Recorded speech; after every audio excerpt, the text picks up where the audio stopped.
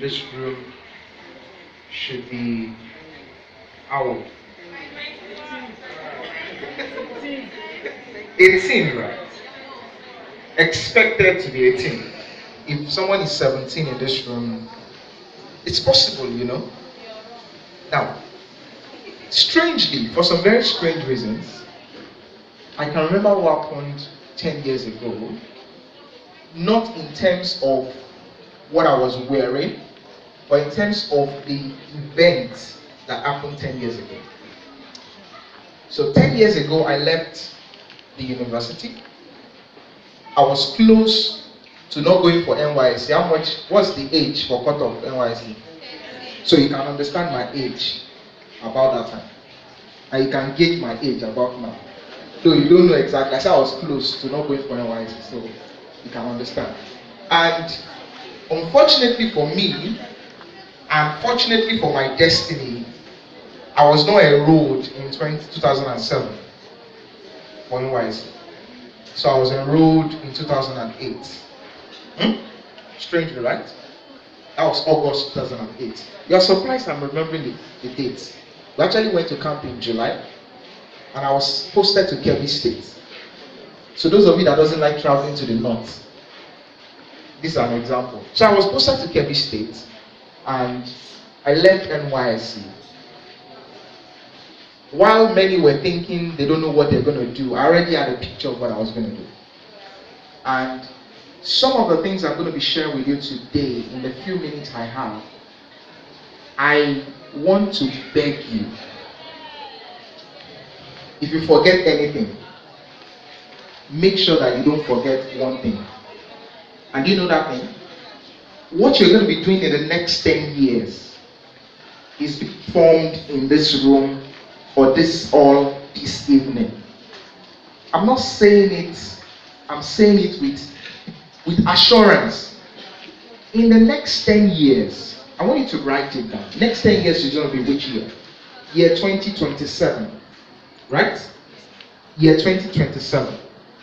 If you can vividly write down what you're going to be doing in that year, then you're going to make your life very easy. Hello? We're talking about secrets to make your job search easy, right?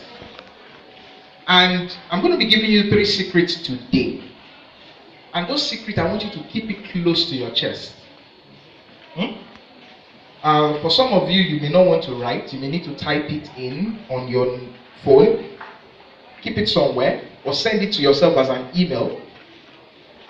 Because those things are going to be very critical. I left NYSC in 2009, August. And by September 14, 2009, I got my first job. That was barely 8 weeks after I left NYSC in Kebbi State.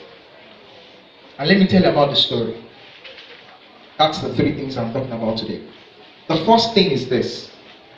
Never look for any job. Hello? Never what?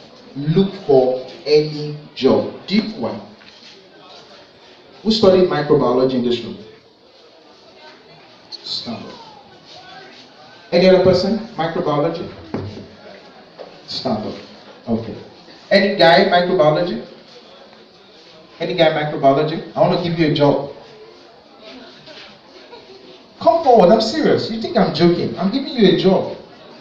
And I'm going to define the job. Okay, what's the definition of a job? Maybe I should start from there. What's the definition of a job? Come forward, let me give you a job. This is your job. Make sure you finish reading this book before you are done from camp. Make sure you finish reading this book before you finish. That's a copy of my book, Corporate Misfits. So that's their job. I'm giving them a job. How many of you feel that a job must be paid for? We have this expectation in our minds that when we get a job, it must be paid for. And when we are offered a job, because of the nature of what I do, I help organizations to solve their talent issues. I do recruitment for organizations. I'm an HR professional, but I read chemical engineering. Right? So when I was talking about getting my first job, I was not telling you fallacy. So for those of you that read courses that you never wanted to do in the university, make a decision today that that course is not going to determine your course of your life. You read microbiology, must you go to the lab to work? For most of you that read microbiology, I'm sure you wanted to do medicine, right? Pharmacy, right? But you cut off, didn't meet up. So you're given microbiology and you felt for the rest of your life, you are confined, right? That's the first mistake most of us make. We feel that our course of study must determine what we'll do in our life. Your BSc is only the foundation. It's not the beginning. It's not the end of your life. Some of you feel that you're spending 1 year NYSC wasted. Remove it from your life, from that mindset. Because if you feel your 1 year is wasted, 10 years of your life is wasted. Why? In this 1 year, you can determine the course of the next 10 years. And I'm saying it with all certainty. Why? I have lived it. I just told you what happened 10 years ago. And now, while I was seated there, I remembered vividly what happened 10 years ago. And I'm standing here telling you about deciding the course of your life. Earlier, before I came into this place, I went into a meeting with some divisional director for an organization I'm working with, which I'm helping with their HR structure. And before I went in for that meeting, I was talking to the HR director, and I said, "Who are the people that are going to be in the meeting?" When I'm talking about the third layer to the management of the organization. So you talk about the MD, you talk about the executive director, and you talk about the divisional director for that organization. So we're talking about what we call C-suite executives. Are you getting me? So I'm talking about decision makers. And I asked the HR director, I said, "What are the people that are going to be in the room?" And true to her word, she said, "Come on, Gary." And I went into that meeting, and true to her word, that same man asked me a very interesting question. And by the time I was done answering this question, he just nodded his head. This is a man that I can say is like maybe twice older than I am. All of them in the room. But I remembered, I took a decision 10 years ago that I read chemical engineering. I was not going to be in the oil rig. I was going to be in the human rig of human resources. Why? I discovered myself. I reinvented myself. That's the use of the word. So you are here in this room today, you read courses you never liked. You hated that course. And when they say present your certificate, you cannot present it maybe because you have a class or a third class. And you're feeling that is the end. Sorry, that's the beginning. Do you know why? It's not prophetic. It's reality. Check individuals that have made history in life that we read about. They are individuals that reinvented their lives. They are individuals that decided that one day, no, this is not going to happen. And one of the mistakes we make most of the time in this part of the world, so 1 week and some days, let me give you an advice. I did this exercise while I was in Kebbi State. And I want to give you that same advice. Make a decision that the next 1 year, after you are posted to your primary assignment, you define a course for your life. I mean, next 10 years. It's been proven that individuals that even jokingly talk about what they're going to be unconsciously become that thing. So what I'm saying is not joke. Are you getting me? In the book of Proverbs chapter 11 verse 24, it says, without good direction, people lose their way. In the multitude of counselors, there is what? There is safety. I don't like the Message translation of the same passage. Let me read it out to you.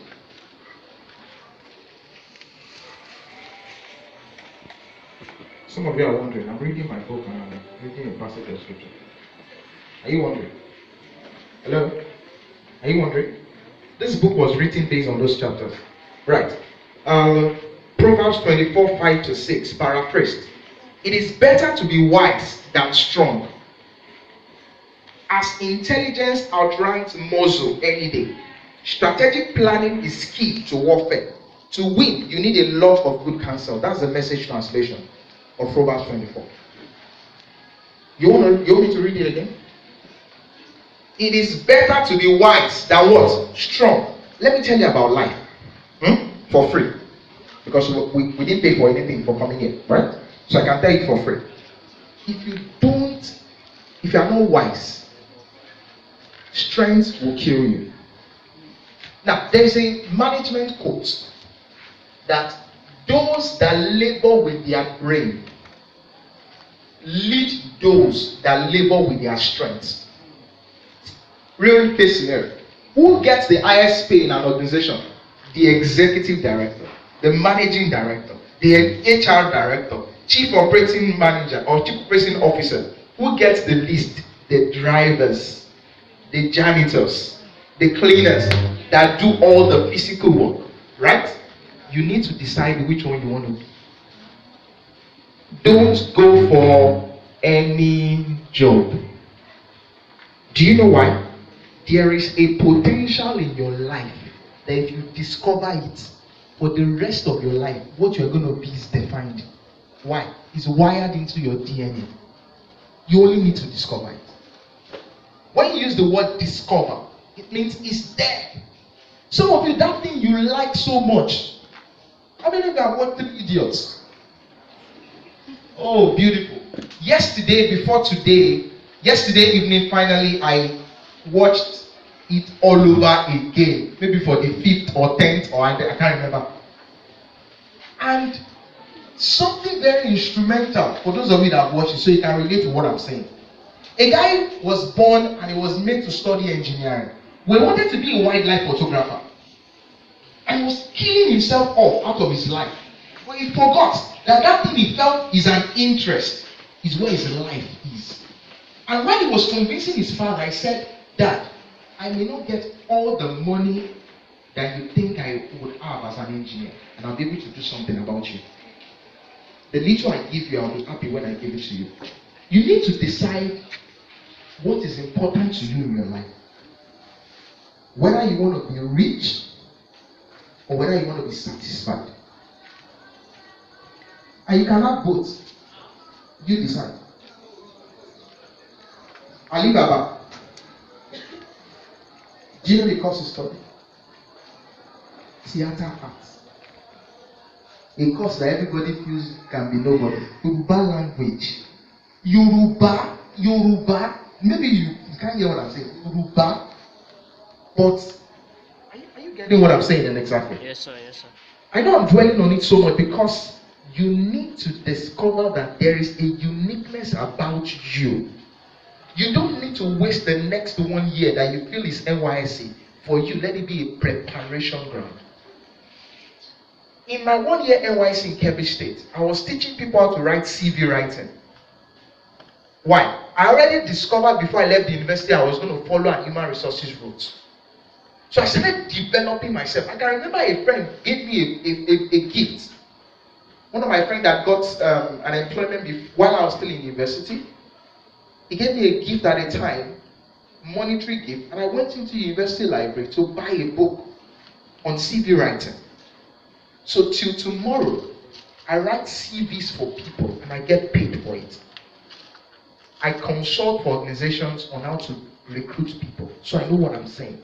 And what differentiates those that get the job from those that does not has to do with their what? Their job mindset. What is in your head? They ask you a simple question. Can you tell me about yourself? And you start off by saying, my name is Jegede. I went to Obafemi Awolowo University. I went to Inoforo University. I read microbiology. And you continue and continue. Is that really you? Now I want to ask you a question. If you're introducing yourself to a friend now, what will you say? You first, well, it's nature. Let me just explain to you. By nature, we first associate ourselves with what people can associate with, right? We first tell them what we do, where we stay. But that's not you. Do you understand? That's not you. The journey of self-discovery is something that you should dedicate your life, the whole of your life to. Because the day you realize it, let me tell you, the day I realized that I'm a born teacher, the whole of my life changed. Do you know why? Because when I come up to talk and I say, everybody introducing themselves, telling themselves I'm a banker, I'm this, they say Segun Akiode is a born teacher. Nobody just goes, well, are you serious? There's a chemical engineer turned HR professional. Oh, that's telling my life story. Because I discovered that this is what I enjoy doing. Showing people the way. That's just it. For you, it may just be that is your gift that you need to discover. So when you go about looking for any job, do you know you have already discovered yourself? You have already disqualified yourself from living your life. This is not motivational speaking. This is reality. This is life. time will not permit me to start telling you about people that are dedicated. Okay, few days ago, for those of you that I know you will have gotten the memo, Mark Zuckerberg, Dr. Mark Zuckerberg, point of correction. Now, you all knew that dropped out of Harvard is now a doctor of law. He gave a 34 minutes, 18 seconds commencement speech. Do you know what I know? I had it downloaded on my laptop. And I had to listen to it from the beginning to the end. I didn't watch all what everybody was saying on social media. I took my time to listen from the beginning to the end. And that guy told a story. And do you know what that story was? He said those that make their life better are people that have a sense of purpose bigger than their lives. So when I'm talking about the next 10 years, you're not talking about yourself. You're talking about the people you're going to influence. Do you know how many lives that are connected to you? You don't know. Let me start. Your dad, your mom. That's all you know, right? Your siblings are there. How many people are in your relative? In your extended family, nuclear family. By the time you start counting, when we go for weddings, you know how big your families are. Those people are connected. That's just one face. Everybody in this room is connected to you. As I'm talking to you, you're all connected to me. Because it has been written one way or the other that today we're going to have a conversation. And you're having that conversation now. So, unconsciously, you are all connected to me. I may not know your names. But if you make a decision this evening that the next 10 years of your life is going to be planned for, then justice is done to why I'm here today. Are you with me? A few days ago, I lost a close relative. And I had a different dimension about life. Strangely, I lost my dad and mom when I was just 10 and I lost my mom when I was 11 years old. So it's not that I've not seen dead body before. Right? But maybe I was young. But this time around, I saw lifeless body. And I had a different appreciation about life all over again. Not to make you scared, but just about a legacy. This person is young. But by the time people started talking about how he has influenced their lives, there was no doubt that he lived his life to the fullest. So I ask you the question, do you have, I don't want to say this, so let me drop that. I wanted to say something, and I don't want to offend people. Do you want to have money in your account that does not influence life? Or you don't want to have a part of people's life? The greatest things in life are not bought with money.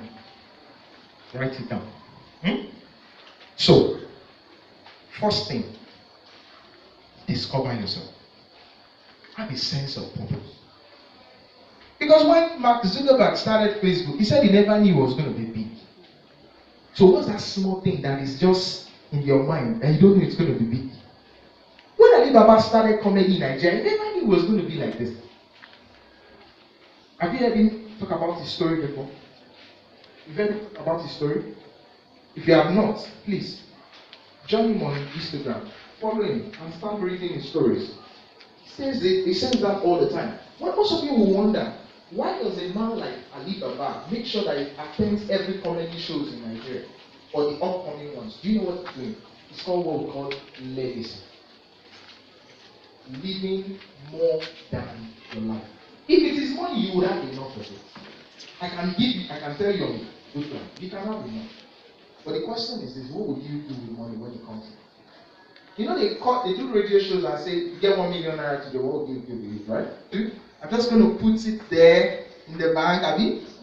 Oh, no. First thing you go do, you go declare for the boys. Right?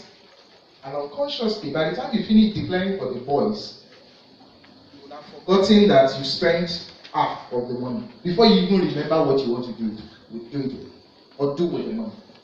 So, secret 1, don't look for any job. Secret 2, by the time you start sending out CVs, I'm telling you this one for free. Don't go to the business center to design your CV. Because there is a demonic CV template that they distribute in the business centers today. And, okay, all of you in this room, let's say about 50. What do you think will happen if 50 of you submit your CV and they look alike? But, you know, I can be so sure That if I give you an email to send your CV this evening, as you are all seated, because you have mobile phones, and you send in your CV, I can be close to, let me not be too sure, I can be close to 99.9% sure that all our CVs will look alike. Right? Why? You copy your friend's template, change your name. If you are lucky, you remember to change your university. If you are unlucky, you leave it there. Right? A CV lapse there. Do you know that some adverts are just that short and they will make sense? That's why it is. We call something a 30 seconds recruiter check. I glance through your CV. In 30 seconds, I should be able to decide whether I would look at your CV again or not. So if I start off by looking at your CV and I see educational qualification, attended qualification to date, schools attended to date, I'm beginning to think that I'm not sure this guy understands.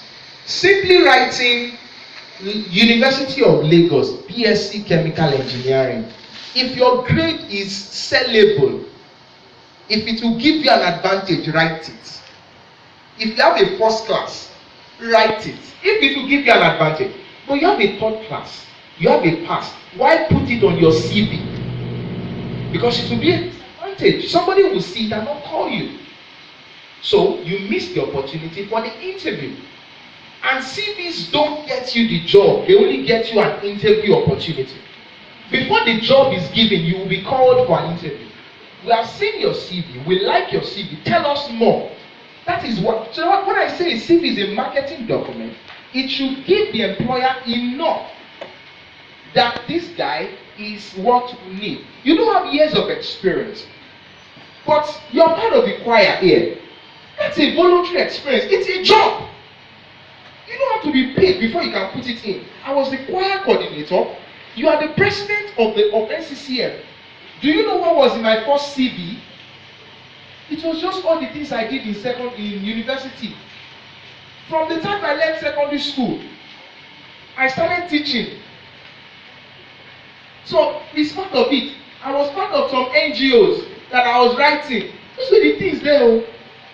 When I was in the university, I was opportunity to be part of my religious body. We organized events that had 50 people. We just put it there. What do we call it in HR? Manpower development. Simple. For you to be able to organize 50 people in a room, it means you have organizational skills. It's not until when you write competence, organizational skill. It is not until when you write teamwork that you have teamwork. Show us. Demonstrated teamwork is you are part of the choir and you did not sing G or Q. We all saw them. And when I was seated, I said, come, when did these guys have time to rehearse? When from morning to night, you are busy, right? Maybe they do it in the night. That is tenacity on its own. You don't need to tell me. You don't need to write tenacity. Just tell me what you have done. That while I was on NYC camp, I did X, Y, Z. That is enough demonstrated skill for an employer. You are fresh graduate. Those are the things they want to see. So when I ask fresh graduate, what did you do while you were in the university? And you tell me you were never part of any extracurricular activity. Sorry. In my mind, I'm wondering. So 4 years, 5 years in university, no extracurricular activities, no religious, no all, nothing. You were just triangular from class to room to canteen and to the class. Oh, no. While on camp, what did you do for the past 2-3 weeks that you spent on camp? Nothing. No group, no. You don't know what social capital is all about. The people I know. There is what we call 6 degrees of separation. If you need to talk to the acting president now, you are only 6 people away from it. For some people, it's 3 people away. In my case, I'll say it's 3 people. If I want to talk to acting vice president today, my wife is related to somebody that was once a PA to a senator of the ruling party. All I need is to talk to my wife, to talk to that person, and that person does the magic. And what do I need? All I need to do is to what the guy connects me to where I'm going. So you think that it is far away? No. The people you know. So the people you know in this room, you don't know where you're going to find them in the next 5 years. So if I were you, You look at the person beside you very well and make sure that you know that person and greet the person well. Let me give you an example. Let me give you an example. Let me give you an example. This happened paraphrased. What to tell you happened? Myself and a guy went for a job interview. Myself and the guy went for a job interview. Who gets the job? You know as the number runs. Unfortunately, the guy didn't tell me he got the job. I just noticed they didn't call me back. 3 years after, the guy came for an interview, and I was the one that would decide whether I would get the job or not in another organization. Did you get the scenario? He came for another interview. At that time he came, I was the team lead for the department, and for anybody to be recruited for the organization, they needed to come through me. So my boys, quote and unquote, had done the interviews. So they needed me to see the guy. As I saw the name, I recognized. I said, I've seen this guy before. So I avoided going for the interview. Unfortunately for him, I went for the interview and he did not recognize. So I eventually recommended him to my MD. And the day he came to see my MD, that was the day he remembered that he seems to have known you somewhere before. Strangely, I didn't tell him. He eventually resumed. Maybe many months after, when I was about to leave the organization, I now told him. I said, do you remember so years ago? He said, and I didn't say anything. What will I say? You didn't offend me and I didn't offend you. But you were qualified for the role. So I felt you can do it. What would have happened if that guy we had met in the bus on the way to the interview we are talking about, and something had happened and he has slapped me, and he gets into the interview room and he meets me seated on the panel? Hello? Hello? What will have happened? We'll go, you should go back. So that takes me to secret 3. Don't go for job interviews unprepared. And I also give you a caveat. Don't believe every job you see online. I am telling you this for free. It is not every job advert you see online that is true. So you have to also be careful. Interesting. How many of you know what LinkedIn is? Who can tell me what LinkedIn is? You said? Who is bold enough to tell me? Time is not on my side. Okay, come over, please. Come. Don't worry, I won't give you this book, I'll give you something. Come. Even before you say anything. For being bold enough to come. Okay. So tell me about LinkedIn. Thank you very much, sir. It's a social media platform for connecting professionals and businesses.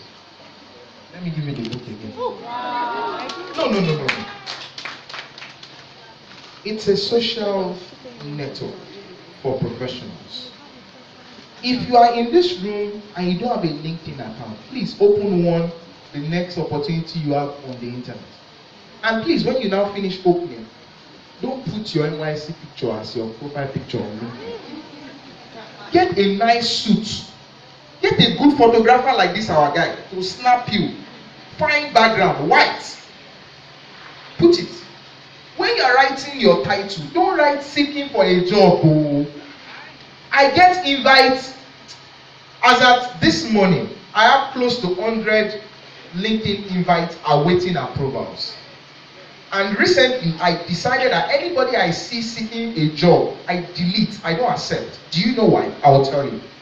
Immediately I accept, the next message I will receive will be from that person, telling me that he is so and so person, a long mail, and he will drop his CV. And I wonder, can you see me on the road and give me your CV? You don't know me. You have not created, though it's social media, but let there be a relationship. A first, thank you for accepting my invite should be enough the first time. When you see people, okay, let me give you a typical example. If you meet the CBN governor today, what would you ask him? This is a very real life question. Somebody posted this on Facebook yesterday. He said, there are some people that you don't ask for a cup of water from. when they can give you an ocean. Paraphrased, sorry. When you see the CBN government, your first question is not for him to give you a job. Your first question is to ask him an intelligent question that makes your mind or your face to stick in his head that, who is this witty guy that asks me this kind of question? That's the kind of life I live. I see somebody that can help me. I don't tell him I need a favor the first time. I create a relationship. I do what we call value. I will give value in exchange to the point at which a day will come, the person will now just remember and said, I need to do something, but who can help me? Oh, unconsciously, my name just rings. And the person will just call me up. I say, Chef, can you do this? Yes, I can do it. The reason why that person is able to remember is because I added value to him. And let me tell you something. I have a website. It's segunakiode.com. You can choose to visit. And you can choose to send a message. But let your first message not be give me a job. Individuals like that, I ignore, not because I choose to, but because they are only interested in the favor they can get from me, not what they can add to me. Hello? Are you with me? Now, the reason is because life gives you what you want, not what you deserve. And I chose that word strategically. What you want. Some of you are having an entitlement mentality about life. People owe you. Yes. I'm standing in this room now. Some of you are going to meet me places. You're going to meet me at different places. The first day you meet me after now, you feel like, this guy owes us. Oh, he owes me. Somebody buys a car. And everybody is saying, come and wash it. Did he buy it with your money? Why not giving him money to wash? Rather than asking him to come and wash the car. Are you with me? You go for a job interview. They say, what will be your starting salary? You're a fresh graduate. You say 200K. And they tell you that the starting salary is 50K. You say, me. After going to, which is the best, most expensive school, Covenant. After going to Covenant for 4 years, you now want to give me 50K salary. Are they smoking weed? Yes, they are smoking weed. How many of you know my first salary? When I got that job in 2009, 60,000 naira in a consulting firm. Today, I do things for 3 weeks, 1 day, that gives me times 2, times 3 of that amount. Not missing words. But started by what? Value. Hello? They send you a job advert. You don't bother to investigate about the job. You don't. They tell you, tell us what you know about us. And you go, I just saw the advert in my eye. I just saw the SMS. I was not even prepared. It is there for you now. Who makes Lucozade Boost? Sorry, Lucozade and Ribena. Which company? You're wrong. You're wrong. 2016, GSK sold the right to do Lucozade and Ribena in Nigeria to a Japanese company called Sundry Foods Nigeria Limited. They have a Nigerian subsidiary. How did I know? I just discovered this yesterday. How did I know? I'm recruiting for a role. Knowledge is power. Don't get carried away when you're on social media by watching all the memes and pictures that make you laugh when you can get information that are useful. Don't go and search on Google Linda Ikeji's new house. You know the old one broke the internet, the new one, which she's planning to buy, or the husband she's planning to marry. Don't be concerned about things that will not make your life beneficial. There are times for things like that, no doubt. I'm a current person, to be frank. I know what happened over the weekend, though I didn't watch the match. You know the gist now. Yes, sir. We can't start it here. I get to know about things like that because I relate to people that love the match. So when I get into conversation on Tuesday morning, the first thing I told my people was our market on Saturday. Now, for two things, people associate with you more when you connect with them and you have things in common. It's not tribalism. That's just human nature. Okay, I did something to somebody one day. I needed to meet him for an event, for a meeting. And I said, I like your bow tie. Will you buy me lunch? He laughed. I said, no, Sheriff, that one is not. I'm not going to buy you lunch.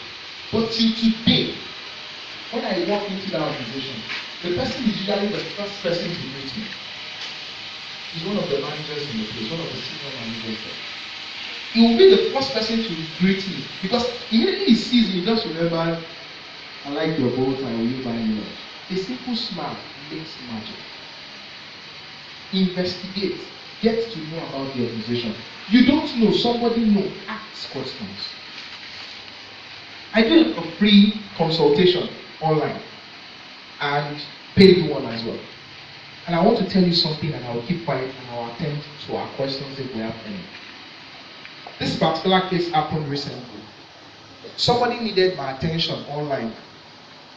He followed me on Twitter, Segun Akiode, and there is usually a default message I send. Thank you for following me. If you want to know more about me, go to my website, blah, blah, blah. And he said he needed a career coach. He needed help. And I said, no problem. What's your problem? And he started telling me what he needed to do. I now discovered that, which is the mistake some of us make, that he had a problem he had not thought about. And I was asking him questions that would help him get the solution. But he felt I was not giving him an answer. How many of us have been there before? You go to people that you needed help, and they are asking you questions. And you are wondering, is that what I want? Give me the solution. The problem of me giving you a solution sometimes is that the next time you find yourself in that situation, you'll be looking for me. But when I ask you questions, that's the skills in coaching. When I ask you questions, you will discover an answer that you never knew existed. I will now present the answer to you as though we just found the answer. And the answer will now look like, I didn't see this before. You will now pay me for giving you that service. Whereas I didn't do anything, I only helped you to find your way. That's exactly what I do in HR consulting. What I just described to you. Organizations have issues. They don't know that they have issues. We now ask questions and ask questions to the point at which we will discover the problem. They will now pay me for helping them to discover the problem. Whereas the problem has been in their face. But I needed to train myself to know how to ask the right questions. So when you go for interviews, they ask you, do you have a question for us? The first question most of you will ask, when should I come and start? Who told you you have impressed them enough? The next question you will ask, because they didn't ask you for salary, you say, how much is the job? No. Let there be a connection. You've investigated about, you have found out about the company, you've not discovered that they just changed their MD. That's a good place to ask questions. You now say, I just noticed that there have been a change of management. What's the new direction for the organization? You ask that question in an interview. Whoever is doing that interview will take a pause and say, this is not just any candidate. This is the candidate we are looking for. Because for you to have discovered that they just had a change of management meant you have done your own work. Right? Simple. So don't take everything you see on social media at face value. Investigate further. How many of you go past the first page of Google? When you do a Google search, how many of you up to the work page? You can't remember. You shall continue to until when you see what you are looking for. Let me tell you something. If you Google Segun Akiode today, I can tell you what you're going to see up to the 5th, 7th page. Why? Because I have taken a conscious effort to discover, to change what is there. You can do the same thing for yourself. So you watch what you paste online. Organizations are beginning to use social media to recruit candidates now. I'm currently recruiting for a job that I have not paid 1 naira to advertise the job. All I needed to do was to do what we call head hunting. I go online, use the job title to search for the people I need on LinkedIn, send a message to them, and they begin to respond. So when I check your profile and I don't see what I need, I move on. But when I check your profile and I see what I need, I contact you. I've had calls to talk to people outside of this country, to consult for them based on my LinkedIn profile. Why? Because I knew I put the right thing there. So as I round up and as I pause and go over those secrets all over again. Number one, don't look for any job. Don't look for any job. Number two, a CV is a what? A marketing document. You need to have the right CV. If you need help, go to my website, segunakiode.com. There are a lot of free information there. I release a lot of podcasts every week, and I have up to 3, 4, 5 podcasts there. There's a particular one that I dedicated to fresh graduates. If you can locate it, it gives you an opportunity for a free CV review. I won't tell you what it is. I've only told you where it is. Segunakiode.com. Go there, you will see a lot of free information. What is this session all about? Helping you to find your way. Are you with me? Don't go for job interviews unprepared. Are you with me? Okay. I want to take a pause. How many minutes? I don't want questions coming out of questions. So if you have questions, just quickly step forward. You can come forward. Someone is. Hello? You saw your hand up? Come forward. Okay, thank you very much, sir. My name is Precious. I didn't meet you when you started, but from what I heard, I understand you're a career coach. Okay, my question is this. I'm a graduate of chemical engineering, and Welcome to the club. and I train myself in graphics design, so I do a lot of graphics design freelance services.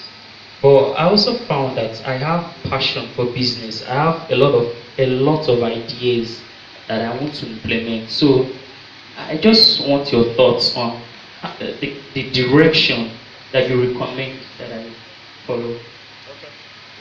So, can you hold on? Let me just answer this question. You seem to have multiple skills. Okay. So I'll ask you a few questions. Do you plan to use your chemical engineering for a job? Or you plan to make your graphics design a career path? That's the first question you need to answer. After you discover that, then you can even have both. I'll tell you. You can get a job, and you can still be doing your graphics design by the side. For 2 reasons. One, sometimes when you want to go into business, you need to have what we call a financial nest. So that means even if you want to start a business for free or for a fee, it's not going to pay your bills the first time. So when you have a job, you are able to fund your passion, which is your graphics design. And if you do your graphics design very well, do you know Elands? You can be listed. Do you know Fiverr? You're on Fiverr, beautiful, you get jobs. So that means you have a P&L account. This guy is already making money. Be his friend though. You have already set up the set. Now this is what you do. It depends on how much time do you concentrate on pushing your graphics design out. Because your graphic design is a business in itself. You have not called it a business. All you now need to do is to register it. Get a business name or a limited liability company. You already have a business by the side. You're already making money. Now, you don't need to do just one thing. I currently have an HR consulting firm, and I do more than one thing. Book publishing is just one of the many things I do. So all you now need to do is to find related services. Graphics design should be friends to a photographer. Because for all you know, a photographer, anybody that comes to snap a picture, they want to do a greeting card, a poster, something. So that means if you are friends to people that need your service, you are beginning to create a network for yourself. So you have event planning friends. They know those that are doing the weddings. You have decoration guys. They know those that are doing the weddings. What are you trying to do? You are creating nests. So when you are friends to those guys, you'll be the first person. Then all you need to do to get, there's a guy that does most of my training program. And do you know how he got my account? Let me use that word. I did a training sometime last year, and he chose to do a free design for free. Subsequently, after this year, all the trainings I've done this year, the guy does it and I pay him. That's what it means. Go online, see something that people is not doing well, redo it for them for free. Before you know, you get a mind share.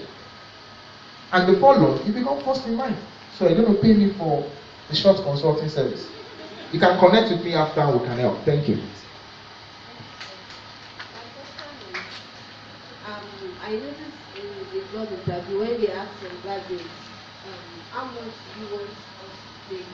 We hear a graduate saying, pay me any amount.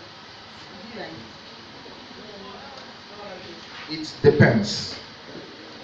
It depends. Let me tell you, don't give us the usual question of you have a salary scale. Abi, there was a podcast I released, how to negotiate a salary. And I tell fresh graduates, I say, come, this is the first place to start from. Don't be covetous. First question. Second question, what is the organization? Let me be frank with you. If the organization is not a multinational or a big Nigerian conglomerate, they will not be able to offer you 150K for fresh graduates. True situation. If it's Segun and Sons or your medium-sized organization, all they have may be 50K, maybe 80K. So when you are trying to give them an amount, let that minimum amount be something that covers the living expenses. So you calculate your transport fare before you even go for the interview. Find out where the organization is. Try to do a mental calculation of how much you're going to spend on transport. That I will need X amount, blah blah blah. Let it be minimum of, or you give them a range. I would be willing to collect between 70 and 150. And they say, why 150? Or give them a case for it. Don't say 150 because I have BSc. Don't forget, there are a lot of BSc fighting in the market. Do you know there are UK MSc now? People that have gone to US and UK, they have MSc. They are fighting for BS jobs as you are. Hope we know. If you don't know, please know for free. We do assessment centers and we see people that have MSc from the UK fighting with Nigerian BSc holders for the same job. So if you think it's because of BSc that they will give you 150, na lie. Even if you have PhD self, you can still compete for BSc job. Let there be a value. So I usually advocate, give them a range or a minimum amount. So before you go for that interview, be realistic in your head. Know the kind of, if you know that it's a multinational, they always range. If you get a job in KPMG today, your minimum pay will be around, they used to, like 3 years ago, it used to be 100, 120 for fresh graduates in KPMG. It used to be 100, 120. But now, it may be edging towards 150, 200. Just an idea. But after your first 6 months or your probation period, as we usually call it, they can choose to double. I told you I started at 60K, but you know. So sometimes for some organization, your first salary is a test. Are you with me? So you look at the value of the organization, you look at what you are likely to gain from working in the organization. So I tell people, don't put money first. Put the knowledge and the learning first. Because if you learn well, you are able to multiply more than the amount that. Do you know that nobody can actually pay me for what I'm worth? I don't know, you know. For all you know, what we call a salary is what we call a perceived value of the employer of employee skills. So they cannot actually pay you. You know, some of the jobs I also do is trying to help organization structure salary scales. So we know for sure, for free, that some people don't work because of money. Hello?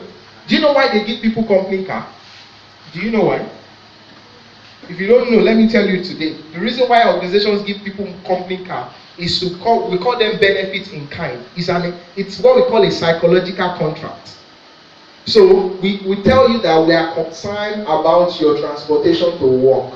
So we give you a car, we fuel the car, we ease your coming to work. So for some individuals, it's because they are giving them a car that they go to work in that place. It's not really the money. Hello? So organizations understand. So be concerned about the value you are going to get from the job. And I tell people, you will learn more in a small organization than in a big company. I'll tell you this and I'll keep quiet. A friend of mine got a job as he positioned in Mobile many years ago. And all she was doing was to do photocopy. So this internship. So sit down, do photocopy. Do you know what happened? It was a 1-year IT. Some months later, in the IT period, he did a photocopy for a senior manager. And the senior manager looked at the way she did the photocopy and the relationship. And they got talking. And the senior manager asked, what course did you read? She said at that time she was doing at OND. She said she read chemical engineering technology. Are you serious? Oh, that's nice. And they kept quiet. Few weeks after, she went up and there was an opportunity to go to Port Harcourt to go and check one of their rigs.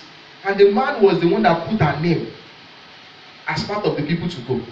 Why? She was doing photocopy, but she did the photocopy well. And she added value.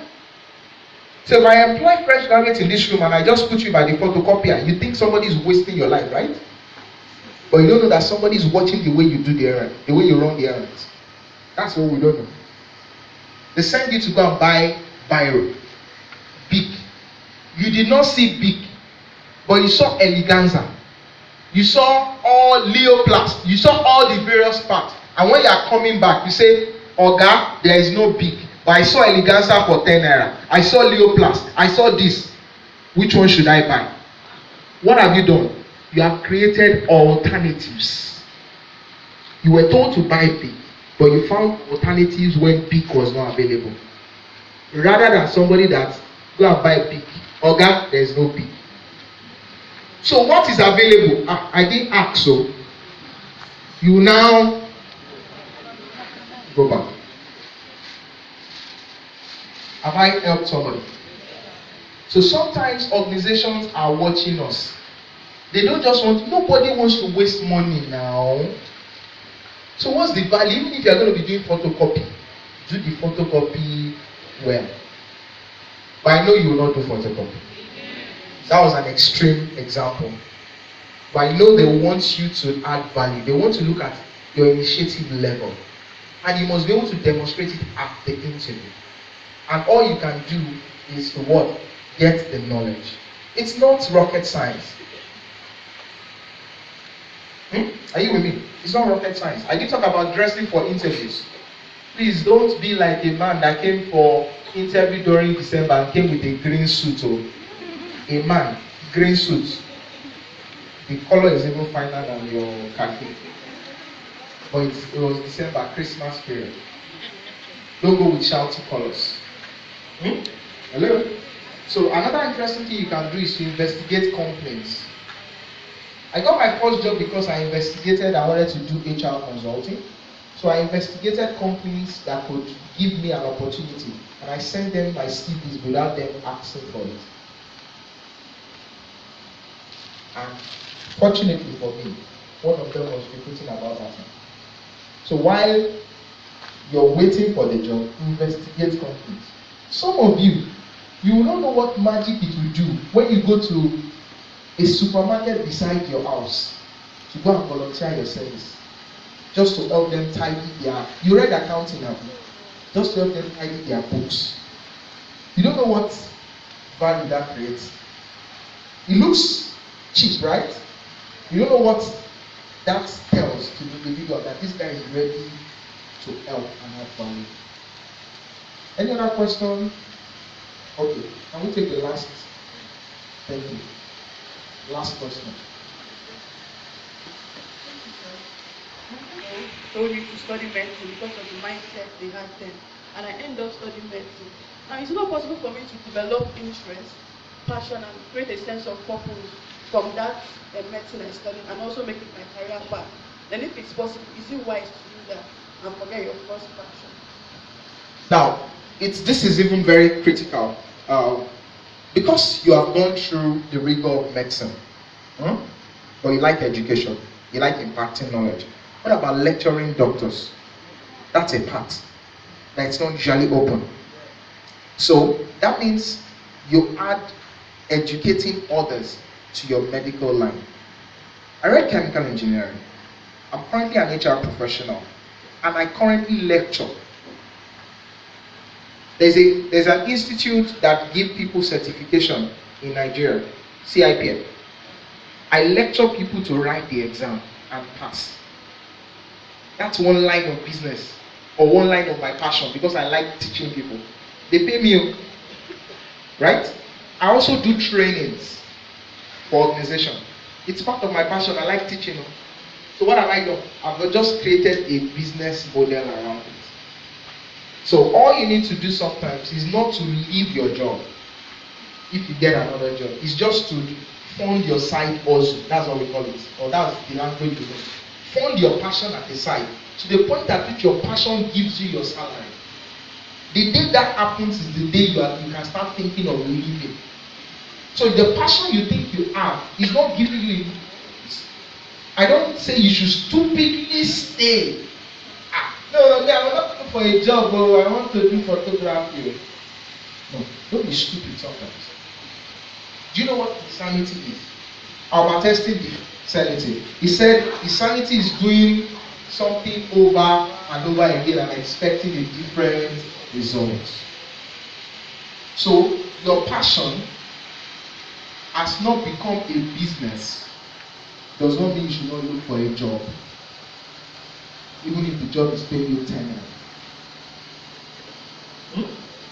I know of a particular guy that works in an organization and he likes photography. The official photographer for them. As an official photo, but he works there. Anytime they are doing event, they just call his name. He just brings out his camera. Extra source of income. But he likes photography. What would have happened if that guy didn't get that job? He wouldn't get a client base. That is already what we call a captive market for him.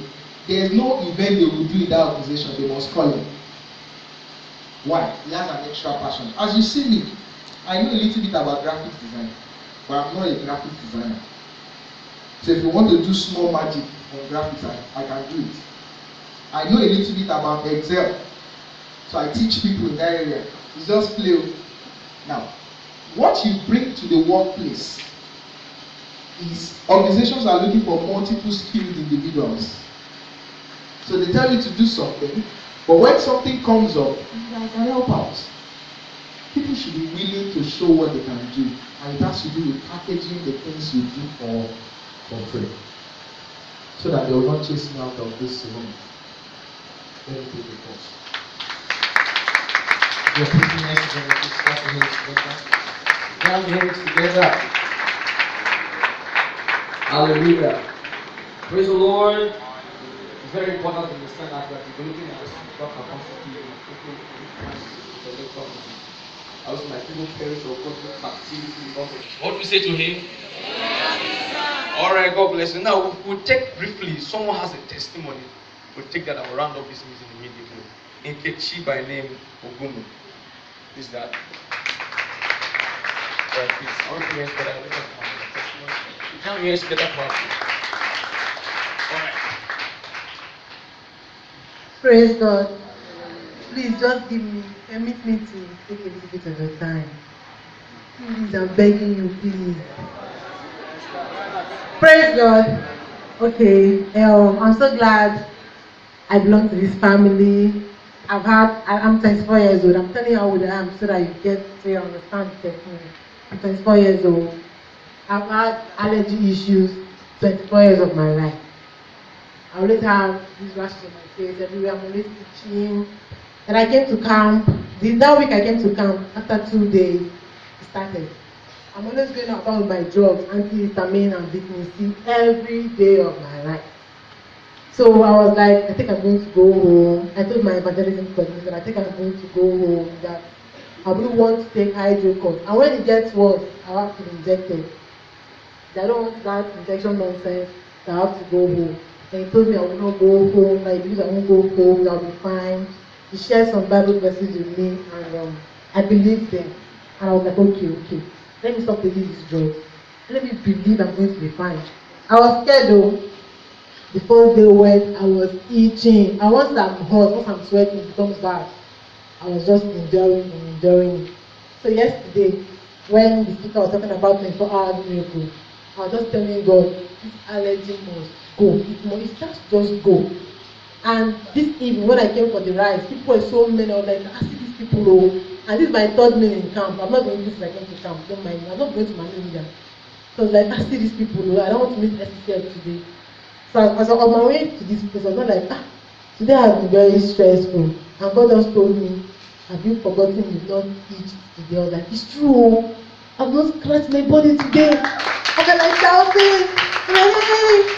I have to like remember, I have not scratched my body today. Then secondly, I forget a lot. So I joined the band. I'm always asking them, please go on sequence 4, please go on sequence 100, please go on sequence that. Then in my room, I'm always jumping on my stick so that because I know I will forget. But today, God helped me. I forgot some beats. I don't know if were they blind. I don't know what happened, and they chose me. So finally, I'm a band member.